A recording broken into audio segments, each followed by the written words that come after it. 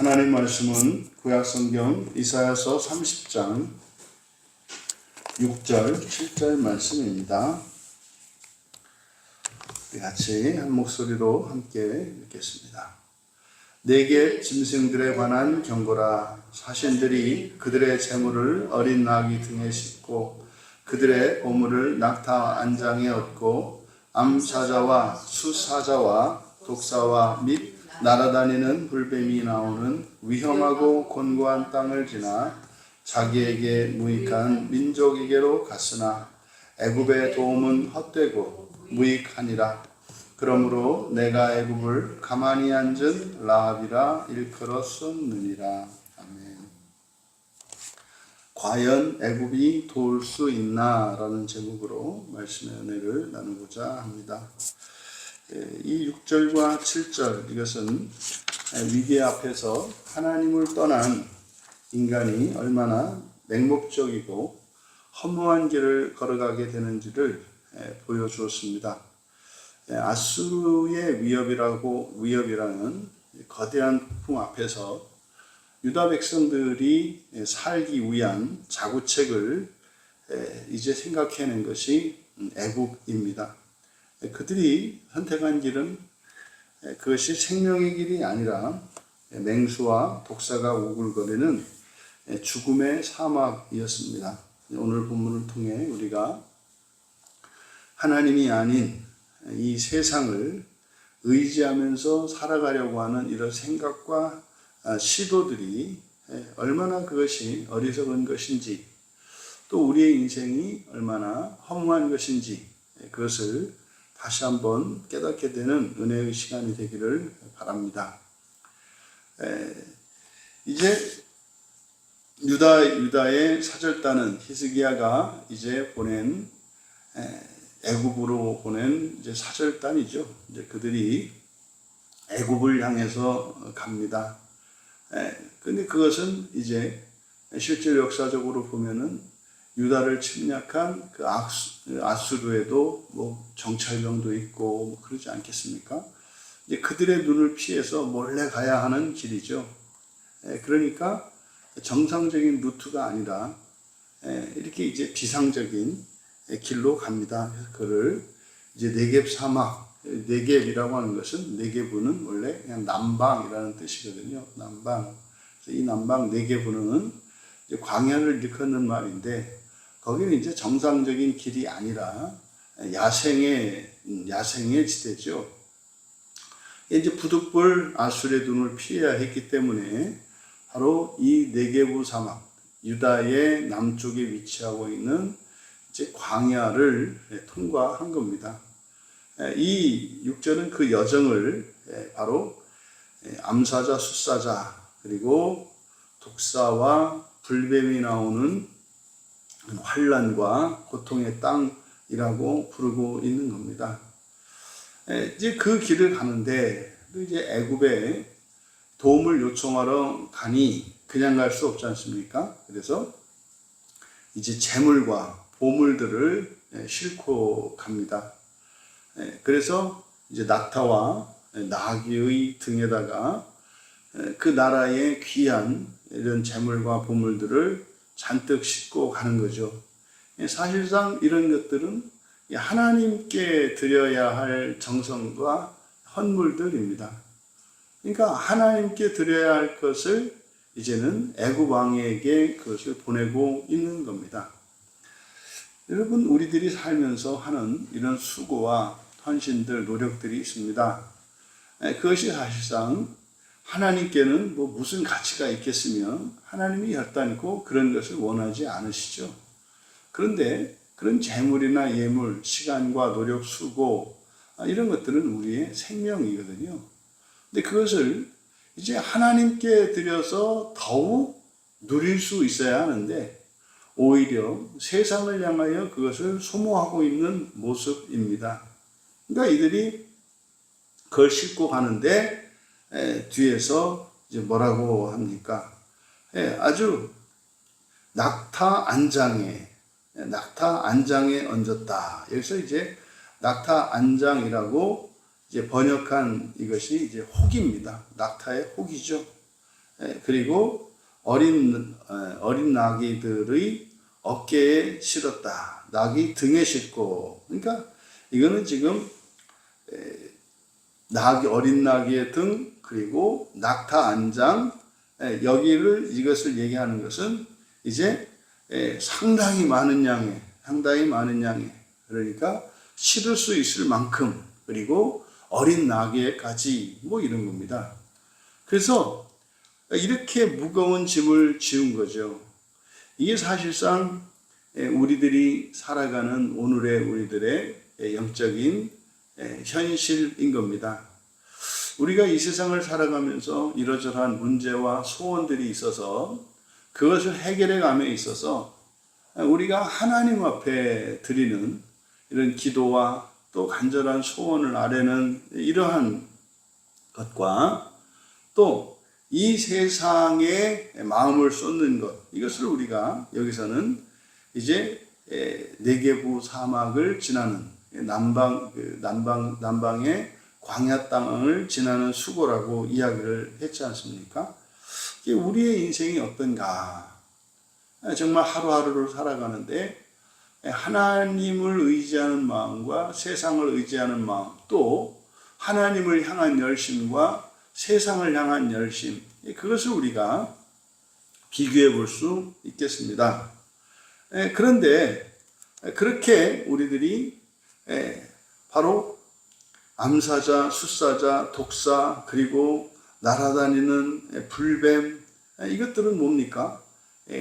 위험이라, 그리고 곤고함이라, 이렇게 이야기를 했습니다. 그러니까 그렇게 위험을 무릅쓰고 그렇게 고생을 하고 자신의 뜻을 이루기 위해 살아갑니다. 그런데 그 실체, 그것은 무엇입니까? 자기에게 무익한 민족이다, 이렇게 이야기합니다. 자기에게 무익한 민족이다. 여러분, 그렇게 목숨을 걸고 광야를 지나서 그리고 어마어마한 뇌물을 싣고 이제 애굽으로 갔습니다만 그것의 실체는 아무런 유익이 없다는 거죠. 차라리 그렇게 해서 무슨 유익이라도 있으면 뭐 보람이라도 있겠습니다만은 전혀 없다는 겁니다. 그러면 그 무익한 민족이라고 이야기한 이것을 7절에 가서는 애굽의 도움은 헛되고 무익하다. 그래서 헛되고 무익한 것으로 이야기를 합니다. 여기서 헛되다라고 번역한 이 단어는 헤벨입니다. 헤벨은 원래 숨, 입김이죠. 또는 공기입니다. 그래서 이 헤벨의 이 헛됨, 이것이 의미하는 바는 여러분, 우리가 이렇게 추울 때나 이렇게 하면 입에서 하면은 이제 하얀 입김이 나오지 않습니까? 그러니까 실체가 있기는 있죠. 하면 말이죠. 그러니까 눈에 보이니까 그거라도 없는 건 아니에요. 있긴 있어요. 근데 실제로 여러분, 사람이 내뿜는 이 숨이라고 하는 이것이 막상 손을 뻗어보면은 이게 손에 감촉이 전혀 오지 않는 그런 것 아니겠습니까? 그러니까 눈에는 보여서 있기는 있어. 하지만 손에 잡히지는 않는. 그러니까 있지만 실제하기는 하는데 그것이 실질적으로 도움이 되지 않는 이 헤벨이 나타내는 것이 바로 이 세상의 한 특징인데 바로 기만적인 힘입니다. 이 세상에 돈이 됐든 권력이 됐든 그 무엇이 됐든 있어 보이죠. 할 수 있는 것처럼 보이죠. 그런데 사실은 우리들이 생각하는 것만큼 그런 힘과 능력이 있지 않다는 거예요. 그래서 이 헤벨은 바로 헛되다고 하는 이 헤벨은 바로 이런 세상의 기만성을 나타냅니다. 속이죠. 마치 돈만 가지면 다 될 듯, 권력만 가지면 다 될 듯, 또 많은 사람들로부터 지지를 받으면 될 듯. 하지만 그것이 실질적으로 한순간의 안개처럼 사라지는 것이라는 거죠. 그 다음에 무익하다라고 하는데 리크라는 말을 썼습니다. 이 리크라고 하는 이 말은 마치 텅 빈 우물과 같은 거예요. 그러니까 여러분 막 목이 말라가지고 이렇게 광야길을 걷는데 저기 우물이 보이는 겁니다. 그러니까요 이제 이제 살게 되었구나 해서 막 찾아가서 두레박을 내립니다. 그런데요 버걱버걱 그냥 빈 우물인 거예요. 그래서요 정작 물 한 방울 없이 말라버린, 그러니까 텅 비어있는 우물 같은 거죠. 그래서 어떤 그릇이 있긴 있는데 뭐나 좀 그 안에 있을까 했는데 그 안에 담긴 것이 아무것도 없다는 거죠. 그래서 여기서 무익하다라고 하는 리크가 나타내는 게 비어있다는 뜻이거든요. 그러니까 이것은 바로 이것이 의미하는 바는 무능력입니다. 무능력 그 자체입니다. 그러니까 이 세상이 우리가 의지하려고 하는 이 세상의 특징이 바로 이 기만성과 무기력성입니다. 없다는 거예요. 근데요, 우리가 그렇게 생각합니까? 그렇지 않죠.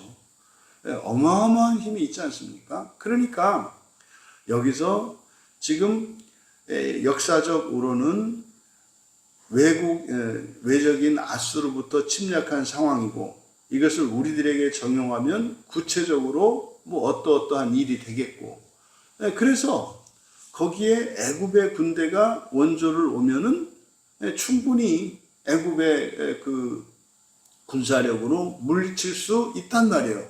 우리 생각에는. 또 우리에게 이러저러한 문제가 생겼을 때 돈이 되었든 권력이 되었든 이런 것이 있으면 없던 그것만 생기면 내 인생의 문제가 해결될 것처럼 보인단 말이에요. 그런데 말입니다. 이것은 그저 이 세상에 일어나는 어떤 물리적인 현상, 사회 현상이 아니거든요. 이 땅에서 일어나는 모든 일들은 영적인 일이란 말이에요. 그게 그렇게 해서 해결되지 않는 거죠. 그래서 그것이 아주 거대하고 든든한 산처럼 또 막 생수가 넘치는 오아시스처럼 우리들이 착각하기 쉬운데 실제로 그것의 실체는 뭐다? 헤벨과 리크. 그러니까 순식간에 사라지는 안개와 같고 물 한 방울 없는 텅 빈 웅덩이와 같다는 거예요. 여러분 실제로 이걸 우리가 동의할 수 없단 말이에요. 근데 성경은 그렇게 말씀한다는 거죠.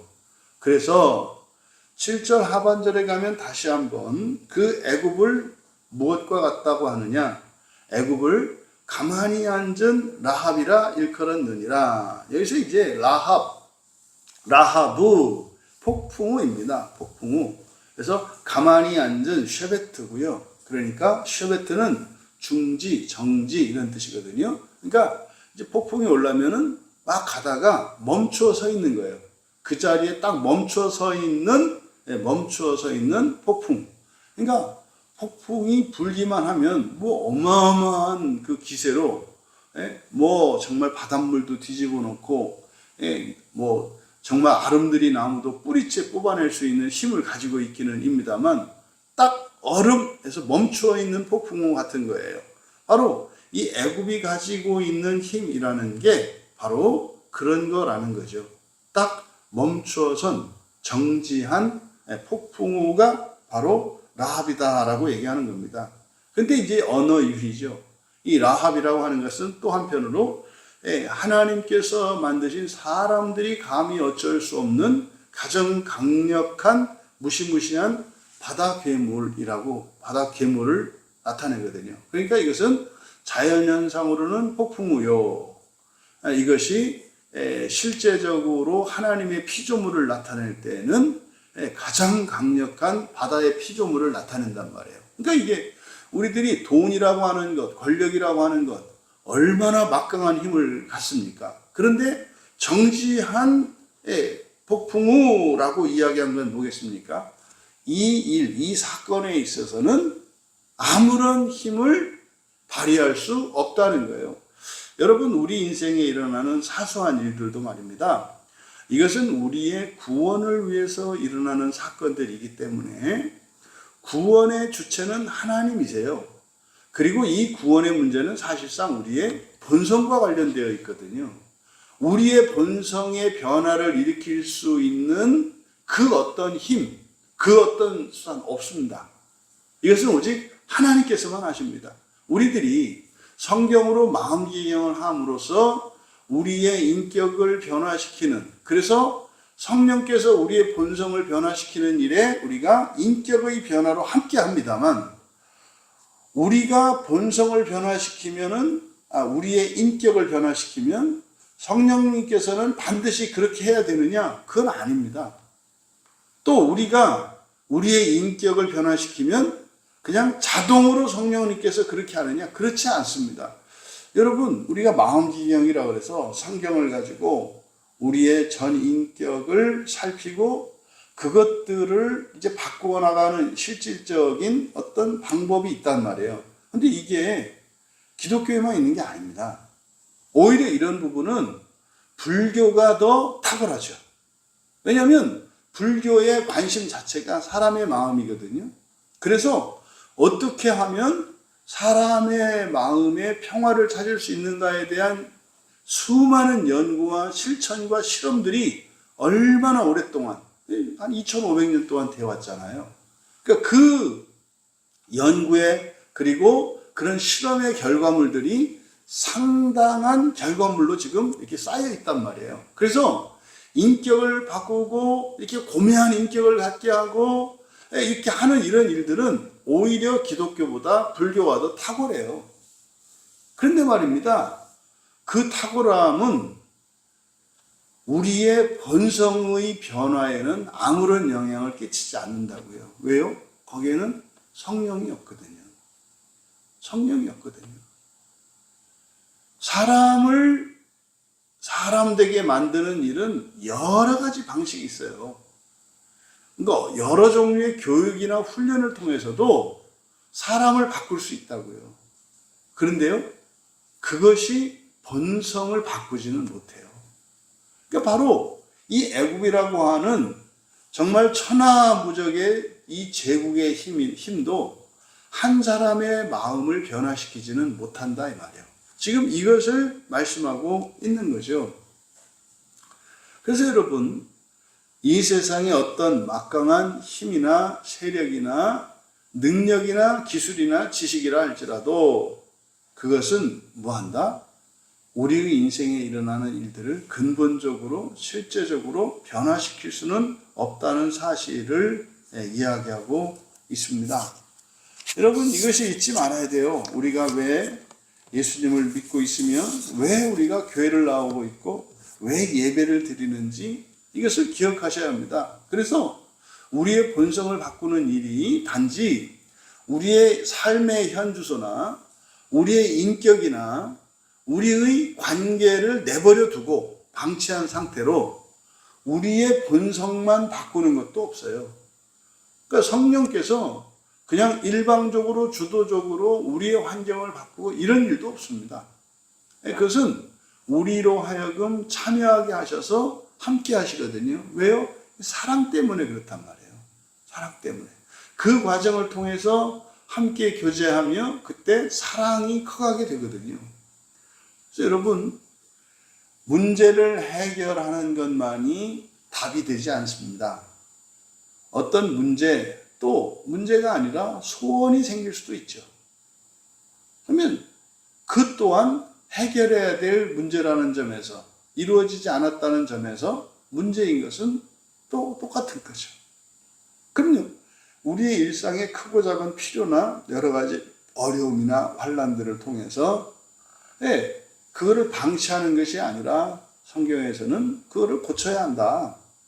그런데 그것을 통해서 영적인 동기와 영적인 목표를 가져야 한다는 거예요.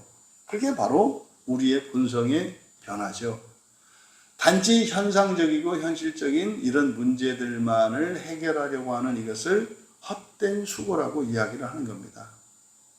그럼 여러분, 우리의 목표가 바뀌어야 됩니다. 우리의 본성의 변화가 목표가 되어야 해요. 여러분, 본성의 변화는 믿어야 하는 겁니다. 살아있는 동안은 그 본성의 변화가 가시적으로 그리고 실제적으로 우리에게 감각되는 게 아니에요.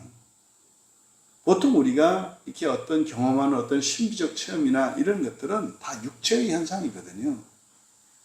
본성의 변화라는 것은 사람이 신으로 바뀌는, 다시 말해 인성이 신성으로 바뀌는 것인데, 그것이 완성되기 전에는 우리에게는 감각되지 않습니다.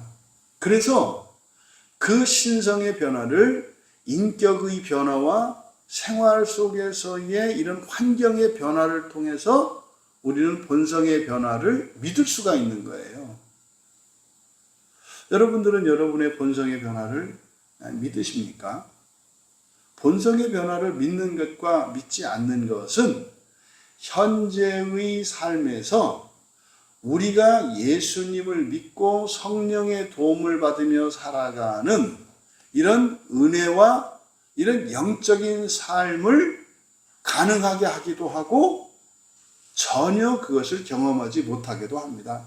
놀라운 사실은 사람들이 본성의 변화를 바라지도 않고 믿지도 않는다는 사실이에요. 그러니까요, 성령 하나님이 일하시는 것을 전혀 우리가 느끼지 않는다고. 그러니까 마치 이렇게 맞물리지 않고 헛돌아가는 것 같은 관계. 그러니까 성령님은 쉬지 않으시죠. 끊임없이 우리의 마음에서 일하고 우리의 본성을 변화시키시죠. 근데 성령께서 하시는 그 일이 우리에게는 전혀 감각되지 않아요. 그래서 어떻게 해요? 자꾸 애굽만 의지한단 말이야.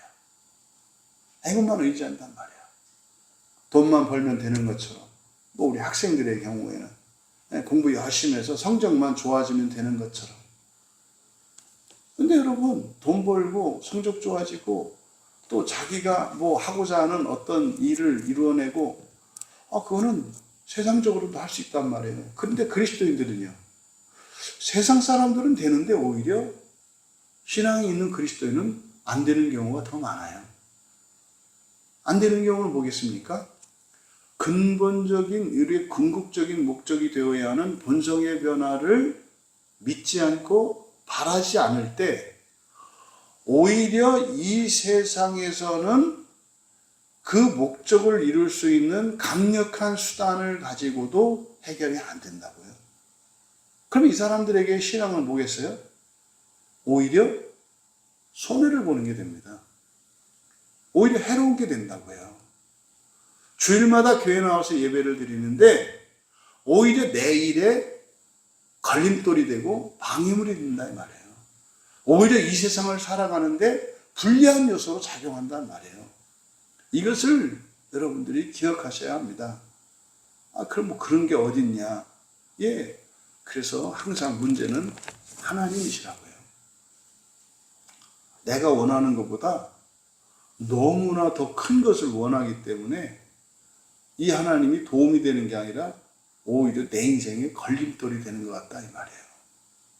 하나님은 없으면 그냥 마음껏 세상에서 흥청망청 이렇게 살겠구만. 여러분, 그런데 종말에 가면 하나님 감사합니다 소리가 절로 나와요. 그렇게 사시면 지옥 갑니다. 현재의 불만족, 결핍, 괴로움, 고통, 가난, 질병, 여러분 그거 아무것도 아니라는 것을 반드시 아시게 됩니다. 그거 믿으셔야 돼요. 믿으셔야 돼요.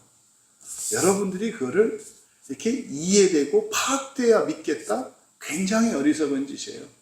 여러분, 그게 지옥이라는 게 종말에만 있습니까?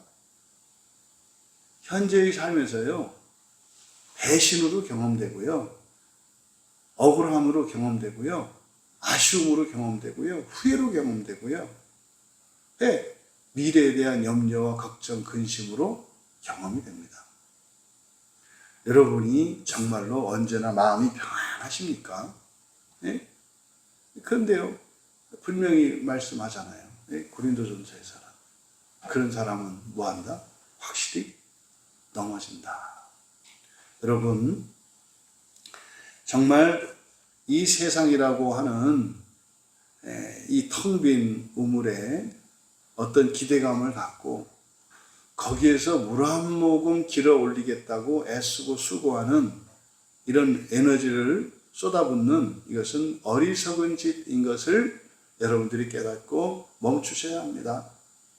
또 그 군대가 오면 그것이 마치 내 문제를 해결할 것처럼 우리에게는 확신이 되지만 그것은 안개와 같아서 아무런 영향력을 미칠 수 없는 여러분들을 속이는 것이라는 사실을 기억하셔야 합니다.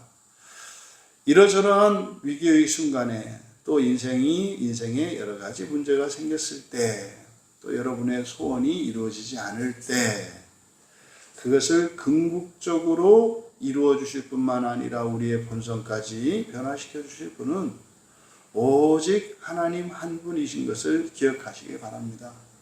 그래서 1차적으로 우리가 해야 되는 일은 뭐다? 목표를 바꿔야 한다. 목표를 바꿔야 한다.